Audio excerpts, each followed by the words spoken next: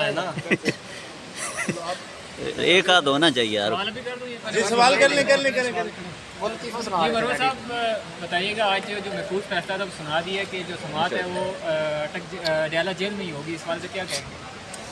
جی یہ فیصلہ جو آیا ہے اس میں فاضل چیف جسٹس صاحب نے یہ رول کیا ہے کہ جی عمران خان کے حق میں یہ چیز ہے کہ چونکہ ان کی سیکیورٹی کے کنسرن ہے تو لہذا ان کی سیکیورٹی کے کنسرن کی وجہ سے ان کی سماعت اڈیالہ جیل میں ہونی چاہیے. یہ جو تائید یا جو دلیل یا جو آرگومنٹ اپنے فیصلے کی تائید میں فاضل چیف جسٹس صاحب نے دیا ہے وہ انتہائی مذاق خیز ہے.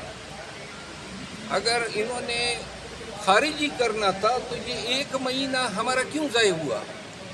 ہم آگے جا چکے ہوتے، کوئی اوپر کی عدالتوں کے فیصلے آ چکے ہوتے. یہ ایشو جب نواز شریف کے ٹرائل ہو رہے تھے تو ان کے لیے جیل کیوں غیر محفوظ تھی اور ان کے ٹرائل جو ہیں وہ جوڈیشل کمپلیکس میں ہوتے تھے.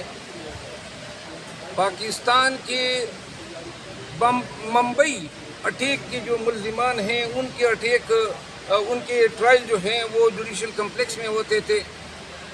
تمام جتنے بھی دہشت گرد ہیں گزرے ہیں اور جتنے بدنام ترین کیسز ہیں ان کو تو آپ جیل سے لاتے تھے، اور خطرہ جو ہیں وہ عمران خان کو ہیں، اور آپ ان کی سیکیورٹی کنسرن کو جواز بنا کے ان کو فیئر ٹرائل کے حق سے محروم کر رہے ہیں. وہ ایک کال کوٹلی سی ہیں جہاں پہ وکلا کا بھی دم گھٹتا ہے، جس میں ہم پورے سما بھی نہیں سکتے ہیں اور جس میں ملزمان کی بیٹھنے کی جگہ نہیں ہے. اور اب آپ یہ کہہ رہے ہیں کہ سائفر کیس تک میڈیا اور پاکستان کے عوام اور دنیا بھر کے لوگوں کی ایکسس نہ ہو تاکہ چند ہی ایام میں جو ہیں یہ ایک طرفہ فیصلہ آ سکے.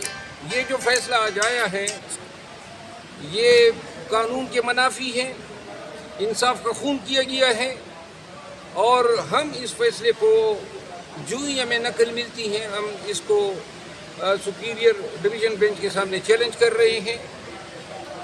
اور اس کے علاوہ ہم کچھ اور میٹرز پہ بھی سپیریئر کورٹ سے رجوع کر رہے ہیں. ابھی بھی سر چیف صاحب نے تفصیلی فیصلہ نہیں دیا، لگتا ہے کہ ابھی بھی کچھ ٹائم لگے گا تفصیلی اور ریٹن فیصلہ آنے میں، کیونکہ ابھی صرف کچھ نکات سامنے آئے ہیں. نکات میں یہ بھی کہا گیا کہ ٹرائل میں اگر تفصیلات ہو تو آپ ٹرائل کورٹ سے رجوع کر سکتے ہیں. جی ٹرائل کورٹ کو جہاں تک انہوں نے یہ بات کہی ہے تو ٹرائل کورٹ جو ہے وہ کرمنل کورٹ ہے، اور کرمنل کورٹ کی کوئی انہیرنٹ جورسڈکشن نہیں ہوتی ہے، کوئی اس کی کانسٹیٹیوشنل جورسڈکشن نہیں ہوتی ہے.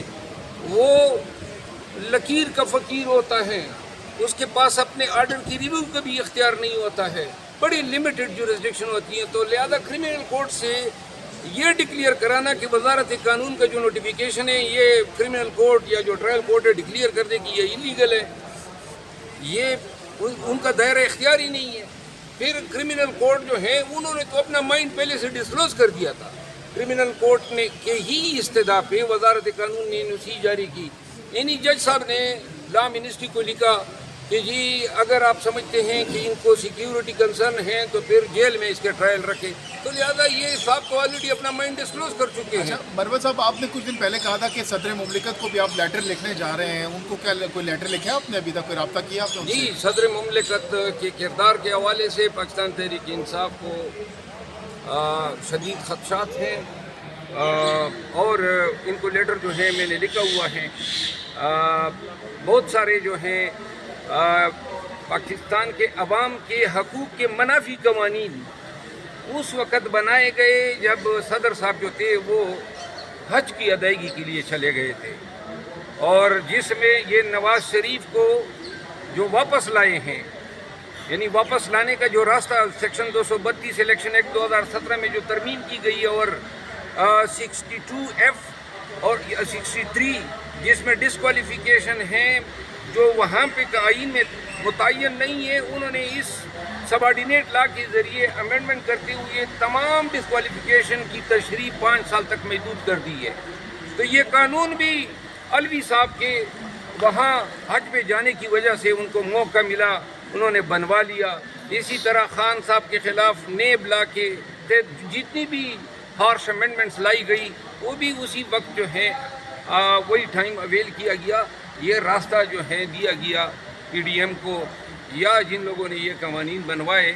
تو لہذا اب شاید کوئی ہماری خاص کوئی توقع اب علوی صاحب سے نہیں. عمران خان صاحب نے آپ سے اس حوالے سے کوئی بات کی تھی صدر جی صاحب؟ بات کی تھی. یہی الفاظ تھے ان کے جو آپ نے بھی کہے. میرا خیال ہے اسی بھی صاحب اچھا مروت صاحب بتائیے گا کہ جو ابھی جیل ٹرائل کے حوالے سے فیصلہ آیا تو یہ فیصلہ تو ضمانت کے اوپر بھی اثر انداز ہوتا ہوا دکھائی دے رہا ہے بظاہراً, کیونکہ وہ تو جیل کے اندر ہی ٹرائل شروع کروانا چاہیے. میں نے تو پہلے سے کہا ہوا ہے کہ مجھے اس عدالت سے ضمانت کی کوئی توقع نہیں ہے, اور صاف نظر آ رہا ہے آج سے نہیں 5 مہینوں سے ہم رگڑے کھا رہے ہیں, ہمارے ساتھ نا انصافی ہو رہی ہے. دیکھیے میں آپ کو چھوٹی سی مثال دوں.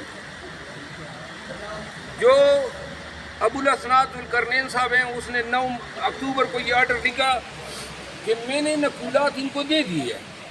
اب سب کو پتہ ہے کہ انہوں نے نقولات نہیں دی.